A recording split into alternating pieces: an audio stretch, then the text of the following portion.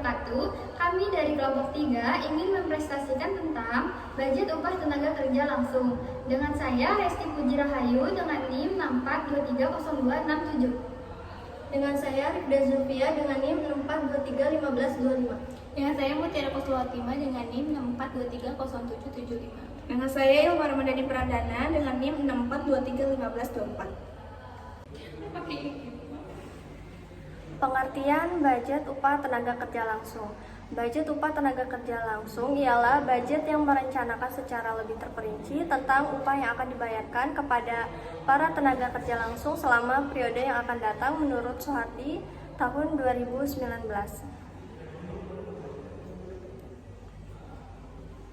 Selanjutnya itu hal-hal yang perlu dipertimbangkan dalam perencanaan tenaga kerja. Pertama, kebutuhan tenaga kerja. Kedua, pencarian atau penarikan tenaga kerja. Ketiga, latihan bagi tenaga kerja baru. Keempat, evaluasi dan spesifikasi pekerjaan bagi tenaga kerja. Kelima, gaji dan upah yang harus diterima oleh tenaga kerja. Materi selanjutnya itu fungsi perencanaan dan pengendalian anggaran tenaga kerja langsung. 1. Penggunaan tenaga kerja lebih efisien karena rencana yang matang. Karena perusahaan pasti tidak mau sampai merugi. Salah satu penyebabnya adalah kurangnya perhitungan penetapan biaya tenaga kerja, apalagi tenaga kerja ini merupakan salah satu yang terpenting dalam proses produksi.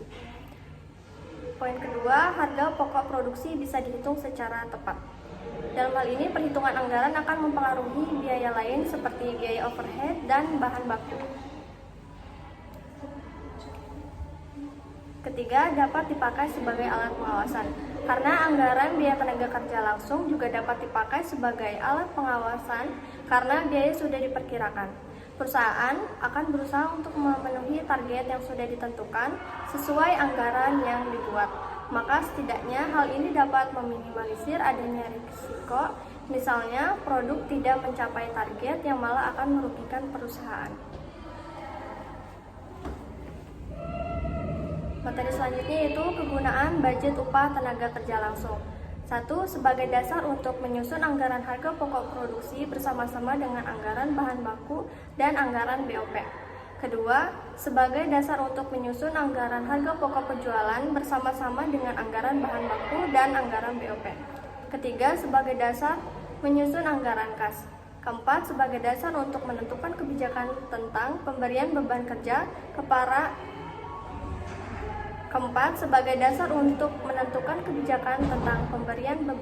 kepada para karyawan agar seimbang dan adil. Materi selanjutnya yaitu data dan informasi untuk menyusun anggaran upah tenaga kerja langsung. Rencana produksi yang tertuang dalam anggaran unit yang akan diproduksikan, khususnya tentang jumlah atau kualitas dari masing-masing jenis barang yang akan diproduksikan dari waktu ke waktu atau bulan ke bulan selama periode tertentu yang akan datang. Selanjutnya, berbagai standar waktu atau time standard untuk mengerjakan proses produksi yang ditetapkan dan berlaku di perusahaan. Selanjutnya, sistem pembayaran upah yang berlaku di perusahaan. Selanjutnya ada sistem upah menurut waktu. Sistem upah menurut waktu adalah metode pemberian upah kepada pekerja berdasarkan durasi waktu kerja mereka. Biasanya dihitung per jam, per hari, per minggu, atau per bulan. Dalam sistem ini, upah yang diterima pekerja tidak bergantung pada jumlah output yang dihasilkan, melainkan pada seberapa lama mereka bekerja. Nah, selanjutnya ada sistem upah dengan insentif. Upah insentif adalah suatu imbalan yang layak diberikan untuk sebuah presentasi kerja yang mempunyai tujuan untuk meningkatkan motivasi dan semangat kerja. Sistem upah dengan insentif sering dianggap sebagai gabungan antara sistem upah menurut waktu dengan sistem upah menurut unit hasil. Selanjutnya ada penentuan standar tenaga kerja langsung. Beberapa pendekatan yang dapat dilakukan dalam menentukan jam kerja standar adalah: yang pertama, studi gerak dan waktu; yang kedua, biaya standar; yang ketiga, estimasi langsung oleh supervisor; yang keempat, estimasi dengan statistik. Nah, kesimpulan dari materi ini yaitu kesimpulan dari budget upah tenaga kerja langsung adalah bahwa pengelola yang efektif terhadap biaya upah sangat penting untuk menjaga profitabilitas. Ini mencakup perencanaan yang cermat berdasarkan estimasi jam kerja, tarif upah, dan produktivitas. Dengan menganalisis dan menyesuaikan budget secara berkala, perusahaan dapat mengoptimalkan penggunaan sumber daya dan meningkatkan efisiensi operasional. Selanjutnya yaitu kita review jurnal dengan judul Analisis Anggaran Biaya Tenaga Kerja Langsung terhadap Efisiensi Biaya Tenaga Kerja Langsung pada PT Delta Jaya Engineering. Nama jurnalnya yaitu Journal of Sustainability Business Research. Volume dan halamannya ada di volume 3 nomor 1 dan halamannya 92 sampai 99. Tahun 2022 dengan penulis Fatin Nuraini Marhum dan Teguh Purwanto. Hal yang akan kita bahas, yang pertama adalah latar belakang, tujuan penelitian, permasalahan, metode penelitian, hasil pembahasan, kesimpulan, dan perhitungan. Dan ini adalah latar belakang dibuatnya jurnal ini. Untuk mengetahui apakah anggaran biaya tenaga kerja pada PT Delta Jaya Engineering telah berfungsi dengan baik dalam mencapai efisiensi biaya tenaga kerja langsung perusahaan. Anggaran biaya tenaga kerja dianggap sebagai acuan utama bagi perusahaan untuk merancang anggaran dan meminimalkan biaya yang dikeluarkan tanpa mengurangi kinerja dan produktivitas perusahaan. Selanjutnya ada tujuan jurnal. Tujuan dibuatnya jurnal ini adalah untuk menganalisis dampak anggaran biaya tenaga kerja langsung terhadap efisiensi biaya tenaga kerja di PT Delta Jaya Engineering, serta untuk menilai pentingnya penyusunan anggaran biaya tenaga kerja yang baik dalam meminimalkan pengeluaran tanpa mengorbankan produktivitas.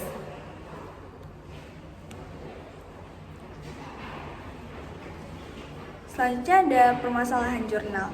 Permasalahan dari jurnal ini mencakup penurunan pemesanan produk pada masa pandemi yang berpengaruh pada pemotongan gaji para karyawan, serta tidak menguntungkannya hasil perhitungan tarif upah yang menunjukkan tarif upah langsung lebih besar dibandingkan tarif upah standar. Selain itu, terhadap keterbatasan dalam penelitian terkait tidak diperolehnya data biaya standar dan tarif standar karena perusahaan tidak membuat pencatatan tersebut. Hanya data anggaran, realisasi tarif upah, jam kerja, dan gaji tenaga kerja.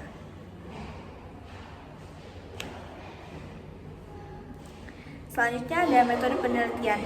Metode yang digunakan dalam jurnal ini adalah penelitian kualitatif deskriptif dengan metode pengumpulan data wawancara dan Metode penelitian. Metode yang digunakan dalam jurnal ini adalah penelitian kualitatif deskriptif dengan metode pengumpulan data wawancara dan dokumentasi. Hasil pembahasan. Hasil pembahasan dalam jurnal ini menunjukkan bahwa PT Delta Jaya Engineering mengalami fluktuasi dalam biaya tenaga kerja langsung dengan selisih tarif jam tenaga kerja langsung yang meningkat dari tahun 2019 ke tahun 2020. Penelitian menemukan bahwa langkah-langkah penyusunan anggaran tenaga kerja langsung perusahaan sudah sesuai dengan kajian teori yang ada, dan jam kerja yang ditentukan oleh perusahaan sudah efektif dan efisien.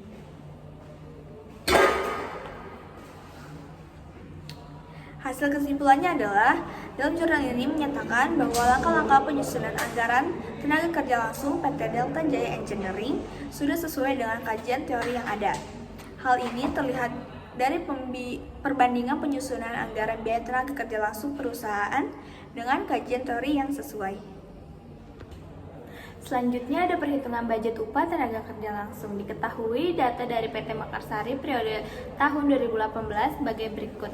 A. Produk barang X dan Y dilakukan melalui 3 bagian produksi.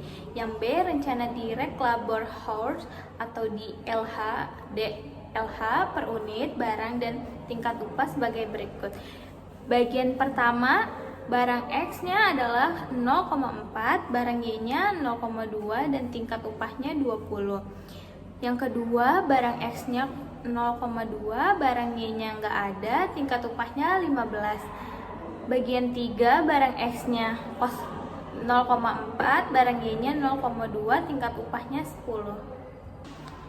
Selanjutnya ada C, rencana produksi mendatang adalah periode Januari barang X-nya 70.000, barang Y-nya 34.000. Februari barang X-nya 80.000, barang Y-nya 36.000. Maret barang X-nya 80.000, barang Y-nya 38.000. Kuartal 2 barang X-nya 240, barang Y-nya 140.000. Kuartal 3 barang X-nya 230.000, barang Y-nya 127.000. Kuartal 5 barang X-nya 260 dan barang Y-nya 145. Jumlah satu tahunnya barang X-nya 960.000, barang Y-nya 520.000. Selanjutnya ada penyelesaiannya. Dan selanjutnya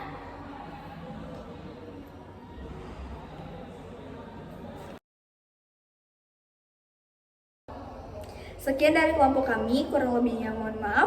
Wassalamualaikum warahmatullahi wabarakatuh.